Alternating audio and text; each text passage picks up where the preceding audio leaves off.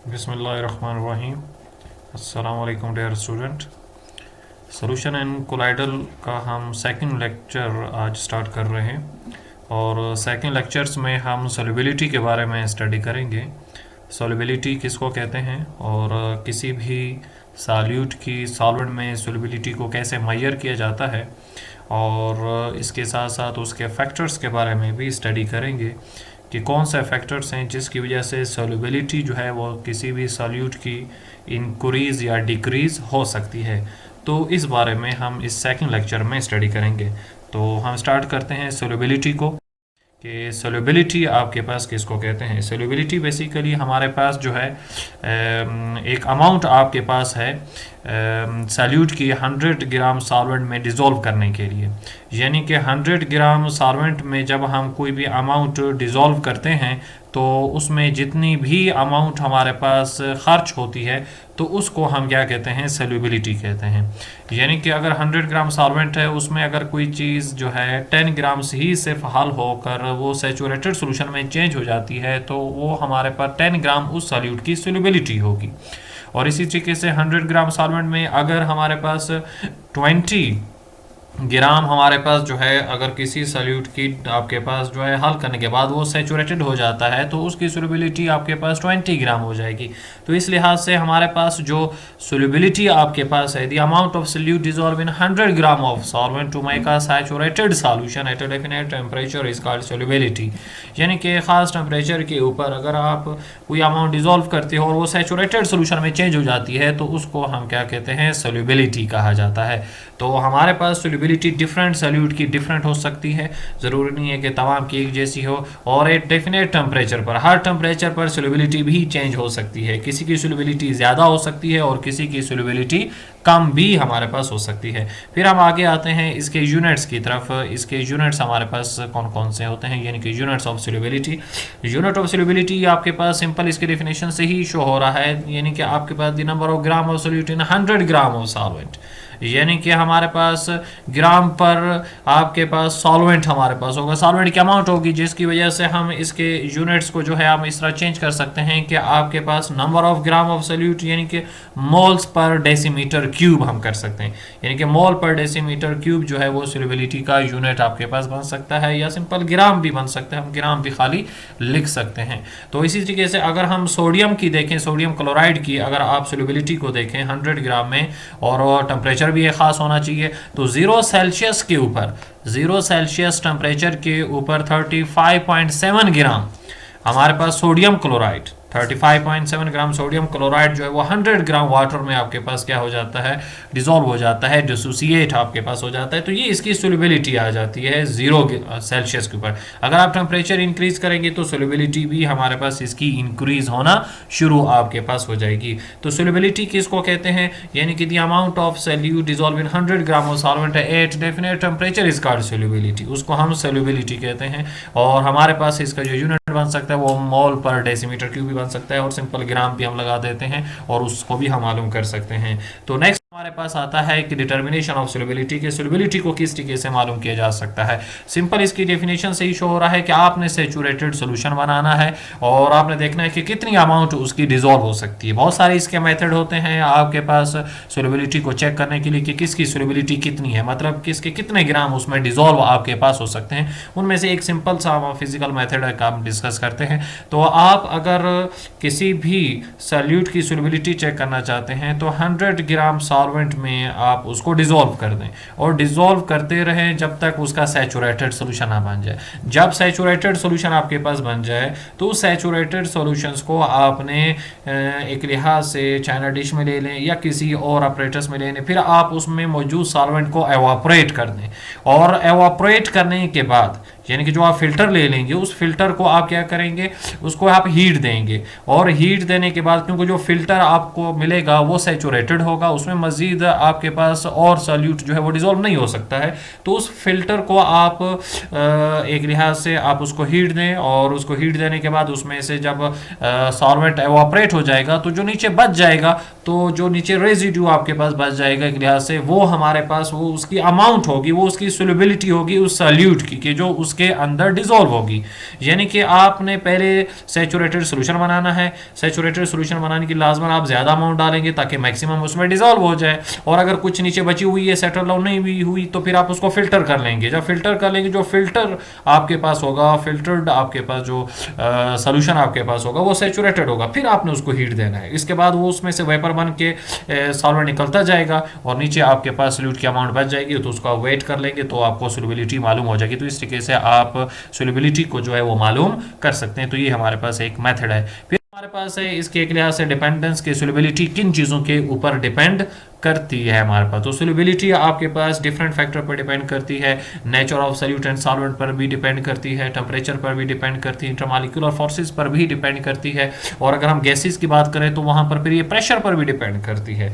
Gases के case में pressure का बहुत ज़्यादा रोल होता है कि आपने कितना प्रेशर अप्लाई किया है, तो उसकी सोल्युबिलिटी उसी हिसाब से आपके पास क्या होगी, इंक्रीज होगी। तो हमारे पास जो सोल्युबिलिटी हमारे पास है वो जिन फैक्टर पर डिपेंड करती है, nature of solute and solvent पर डिपेंड करती है, टेम्परेचर पर डिपेंड करती है, इंटरमॉलिक्यूलर फोर्सेस पर भी डिपेंड करती है, और pressure of the gaseous solute. अगर सॉल्यूट गैसेस होंगे तो फिर ये आपके पास प्रेशर पर भी डिपेंड करेगी। तो ये इसके कोई 3-4 फैक्टर्स हमारे पास बनते हैं सोल्युबिलिटी के, जो आपके पास सोल्युबिलिटी को अफेक्ट कर सकते हैं। तो इसके बाद नेक्स्ट आपके पास आते हैं इसके पहले फैक्टर की तरफ, nature of solute and solvent. Nature of solute का मतलब ये है कि सॉल्यूट पोलर है कि नॉन पोलर है। पोलर पोलर को डिसॉल्व करते हैं आसानी से, नॉन पोलर को डिसॉल्व करते हैं, इसलिए हम इसको कहते हैं nature of solute and solvent. अगर सॉल्यूट सॉल्व आपके पास जो है वो पोलर है और सॉल्वेंट भी पोलर है तब वो डिसॉल्व हो जाएंगे, लेकिन अगर दोनों एक जैसे नहीं है तो तब वो डिसॉल्व आपके पास नहीं होंगे, या उसके आपके पास सोल्युबिलिटी बहुत ही कम आपके पास होगी। तो इस लिहाज से हमारे पास जो है एक रूल बनता है जिसको हम कहते हैं लाइक डिसॉल्व लाइक, और इसको पेरेंट्स रूल भी कहा जाता है, लाइक डिसॉल्व लाइक को।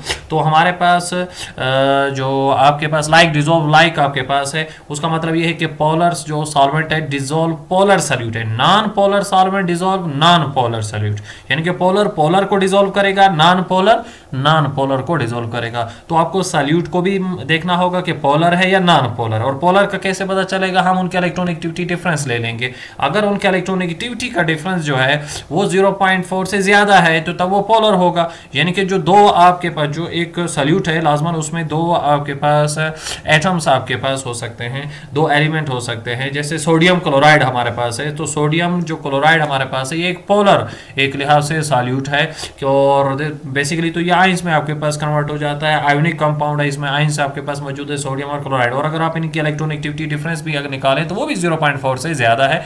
तो इसलिए ये आपके पास जो है पोलर सॉल्वेंट में डिसॉल्व हो जाएगा। तो हम पोलर अगर हम सॉल्वेंट देखें तो वाटर हमारे पास एक पोलर सॉल्वेंट है, क्योंकि इसमें हाइड्रोजन और ऑक्सीजन की इलेक्ट्रोनेगेटिविटी डिफरेंस भी 0.4 से ज्यादा आती है।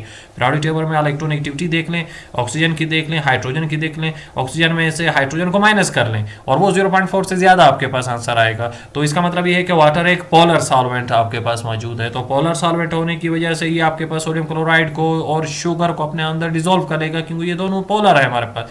जबकि जो कुकिंग ऑयल है, कुकिंग ऑयल में आपके पास 18 कार्बन होते हैं और वो कार्बन टू कार्बन बॉन्ड बना रहे होते हैं, तो carbon to carbon electronegativity difference 0 है।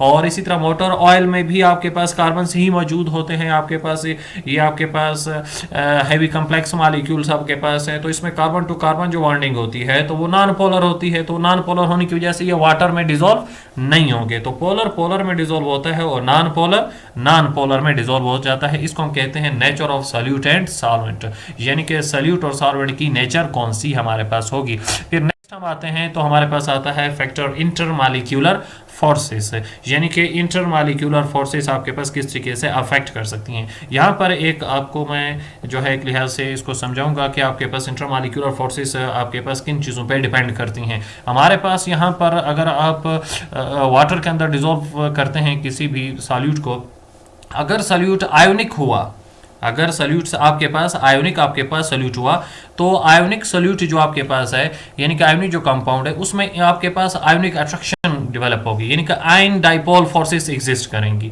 और आयन डाइपोल फोर्सेस की वजह से वो उसमें डिसॉल्व होना शुरू हो जाएगा। किस तरीके से आपके पास डिसॉल्व होगा, किस तरीके से वाटर के मॉलिक्यूल उसको अट्रैक्ट करेंगे, क्योंकि वाटर जो है हमारे पास बेसिकली एक पोलर मॉलिक्यूल है और पोलर मॉलिक्यूल होने की वजह से उसके दो एंड हैं, एक पॉजिटिव एंड आपके पास होता है और दूसरा उसका नेगेटिव एंड होता है।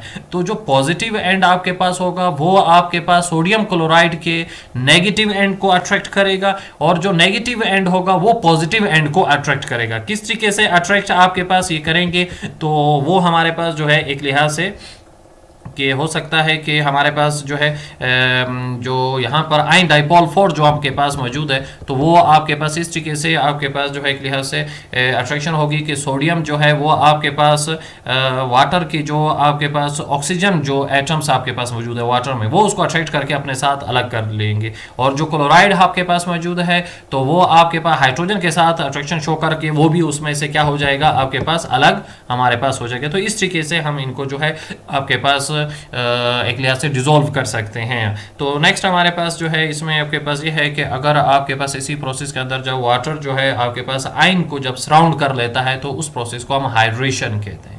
यानी कि अगर वो आपके पास आयन्स हों जैसे सोडियम आयन है या क्लोराइड आयन है जो अलग हो जाते हैं, तो उस प्रोसेस को हम क्या कहते हैं, हाइड्रेशन आपके पास कहा जाता है। और इसी तरीके से अगर आपके पास जो है एक लिहाज से जो कोई भी और सॉल्वेंट्स आपके पास हो वाटर के अलावा हो तो उस पूरे प्रोसेस को आपके पास सॉल्वेशन कहा जाता है। तो ये प्रोसेस जो है वो हमारे पास एक लिहाज से सॉल्वेशन आपके पास कहलाता है।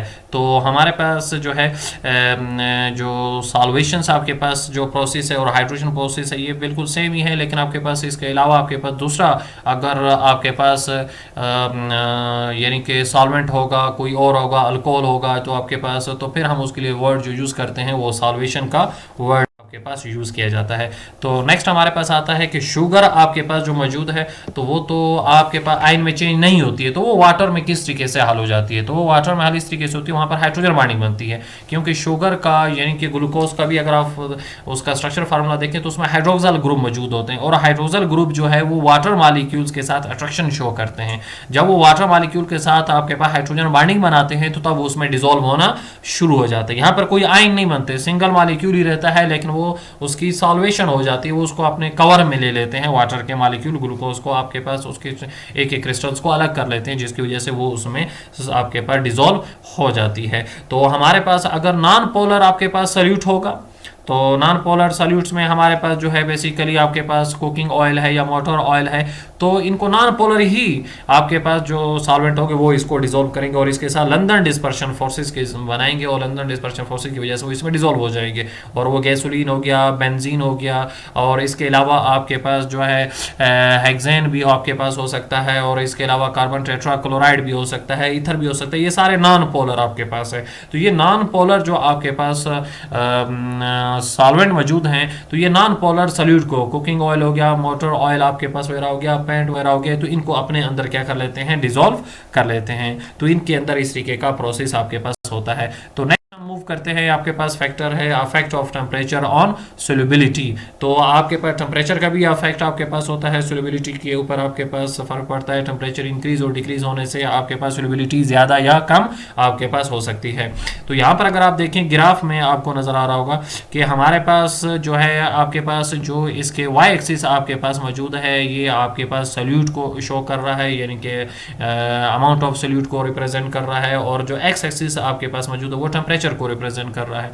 तो अगर आप यहाँ पर देखें तो सोडियम नाइट्रेट को देखें तो सोडियम नाइट्रेट 0 सेल्सियस टेम्परेचर के ऊपर उसकी जो सोल्युबिलिटी है वो 70 से भी अबव है, 70 से भी ज़्यादा आपके पास डिसॉल्व होता है। लेकिन अगर आप टेम्परेचर को इंक्रीज करते जाएं तो आप जैसे आप 40 के क्लोज पहुँचते हैं या 30 को क्रॉस करते हैं तब आपके पास सोडियम नाइट्रेट की जो सोल्युबिलिटी है वो 100 को टच करती है, यानी कि 100 gram of sodium nitrate dissolve in 100 gram of water, यानी कि ये 100 ग्राम वाटर की सोल्युबिलिटी को एक्सप्लेन किया जा रहा है कि आपके पास उसकी सोल्युबिलिटी 100% आपके पास हो जाती है। फिर इसी तरीके से दूसरे और भी आपके पास हैं, जैसे सोडियम क्लोराइड आपके पास है, उसकी सोल्युबिलिटी आपके पास 35 पॉइंट आपके पास समथिंग आपके पास होती है, 7 होती है, तो 0 सेल्सियस के ऊपर, जो हम पीछे भी डिस्कस कर चुके हैं। लेकिन जैसे टेम्परेचर इंक्रीज होता है तो इसकी सोल्युबिलिटी भी इंक्रीज हो रही है और 100 सेल्सियस पर जाकर इसकी सोल्युबिलिटी आपके पास जो है वो 40 आपके पास ग्राम हो जाती है, 40 ग्राम पर 100 ग्राम ऑफ सॉल्वेंट आपके पास हो जाती है। तो सोडियम क्लोराइड की सोलिबिलिटी आपके पास टेम्परेचर के इंक्रीज होने से इतनी ज़्यादा इंक्रीज नहीं हो रही जितने बाकी तमाम ग्राफ में चेंज आ रहा है। जैसे अभी आप इसमें देखें पोटाशियम नाइट्रेट को देखें, 0 सेल्सियस के ऊपर उसकी जो सोलिबिलिटी है वो तकरीबन 15 ग्राम के अराउंड होती है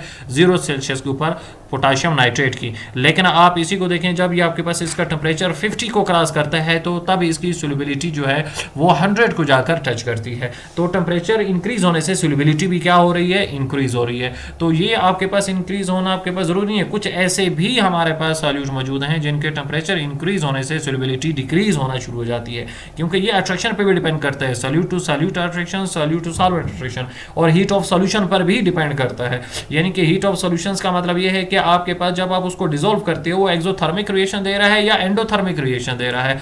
अगर वो एक्सोथर्मिक रिएक्शन दे रहा है तो इसका मतलब वो स्टेबिलिटी की तरफ मूव कर रहा है, अगर वो एंडोथर्मिक दे रहा है तो इसका मतलब है वो अनस्टेबल फॉर्म में आ रहा है और जिसकी वजह से वो दोबारा कन्वर्ट हो सकता है। तो हमारे पास जो है कुछ ही ऐसे कंपाउंड्स हैं जिसमें आपके पास टेम्परेचर इंक्रीज होने से उनकी सोलिबिलिटी डिक्रीज आपके पास होती है। तो हमारे पास तो रेट ऑफ डिसॉल्विंग जो आपके पास है वो डायरेक्टली प्रोपोर्शनल होता है टू द टेम्परेचर के, यानी कि जब टेम्परेचर इंक्रीज होगा तो सोलिबिलिटी भी इंक्रीज होगी, टेम्परेचर डिक्रीज होगा तो सोलिबिलिटी भी डिक्रीज आपके पास होना शुरू हो जाएगी। तो हमारे पास डिफरेंट आपके पास एग्जांपल मौजूद हैं। आपके पास अगर आप हॉट वाटर में टी लीव्स डालते हैं, कॉफ़ी बीन्स डालते हैं या शुगर डालते हैं तो वो जल्दी डिसॉल्व हो जाते हैं, लेकिन अगर कोल्ड में डालें तो वो जल्दी डिसॉल्व नहीं होते। इसका मतलब यही हुआ ना कि टेम्परेचर इंक्रीज होने से सोलिबिलिटी इंक्रीज होती है। तो कॉफ़ी लीव्स में जो आपके पास ऐसे कंपाउंड मौजूद है जो वाटर सोल्यूबल है तो वो जल्दी जल्दी उसमें डिसॉल्व होना शुरू हो जाते हैं, लेकिन अगर कोल्ड आपके पास वाटर हो तो उसमें वो जल्दी से डिसॉल्व नहीं आपके पास होते हैं। तो इसके अलावा आपके पास जो दूसरी एग्जांपल आपके पास है जो कि आपके पास टेम्परेचर इंक्रीज होने से जिनकी सोलिबिलिटी डिक्रीज होती है तो वो हमारे पास है सीरियम सल्फेट हो गया या सीजियम सल्फेट्स हमारे पास हो गए। ये ऐसे कंपाउंड है जिनकी सोलिबिलिटी डिक्रीज होना शुरू हो जाती है, यानी कि टेम्परेचर इंक्रीज होने से उनकी आपस की जो आपके पास अट्रैक्शन है वो और ज़्यादा स्ट्रॉन्ग हो जाती है। यानी कि जब टेम्परेचर आप इंक्रीज कर देते हो, आपके उसको टेम्परेचर देते हो तो वो एंडोथर्मिक रिएक्शन आपके पास की वजह से उनके बॉन्ड बनते हैं, स्ट्रॉन्ग होते हैं, तो तब वो जैसे हीट गेन करते हैं तो दोबारा सीरियम सल्फेट आपस में जो है वो अट्रैक्शन शो करते हैं, जिसकी वजह से सोलिबिलिटी उनकी कम होना शुरू हो जाती है। जबकि टेम्परेचर अगर आप डिक्रीज करते जाएंगे तो इनकी सोलिबिलिटी ज़्यादा होना शुरू आपके पास हो जाएगी, क्योंकि ये मेन जो फैक्टर है जिस पर डिपेंड करते हैं वो solute to solute attraction, solute to solvent attraction. अगर सॉल्यूट टू सॉल्यूट अट्रैक्शन ज़्यादा आपके पास स्ट्रॉन्ग है सॉल्यूट टू सॉल्वेंट, तब वो इजीली डिसॉल्व नहीं होगा, तो आप टेम्परेचर देते हो डिसॉल्व होना शुरू हो जाता है। लेकिन कुछ ऐसे होते हैं कि जिसमें solute to solute attraction high temperature पर ज़्यादा होती है और लो टेम्परेचर पर सॉल्यूट टू सॉल्यूट अट्रैक्शन कम हो जाती है, जिसकी वजह से वो उसमें डिसॉल्व होना शुरू हो जाते हैं। तो ये तो कुछ फैक्टर्स हैं जो आपके पास सोलिबिलिटी को अफेक्ट आपके पास कर सकते हैं। तो हमने पढ़ा सोलिबिलिटी किसको कहते हैं, फिर हमने पढ़ा कि सोलिबिलिटी हम किसी चीज़ की मालूम कैसे कर सकते हैं, फिर हमने इसकी डिपेंडेंस पढ़ी, डिपेंडेंस में nature of solute and solvent पढ़ा, फिर इसी तरीके से हमने इसमें जो है इंटरमॉलिक्यूलर फोर्सेस का अफेक्ट पढ़ा और इसके बाद हमने टेम्परेचर का भी अफेक्ट पढ़ा कि वो सोलिबिलिटी को इंक्रीज़ करता है या डिक्रीज़ करता है और किस तरीके से करता है। तो इसमें अगर आपको कोई चीज़ ना समझ आई हो तो आप इनबॉक्स में मैसेज करके पूछ सकते हैं। थैंक्स।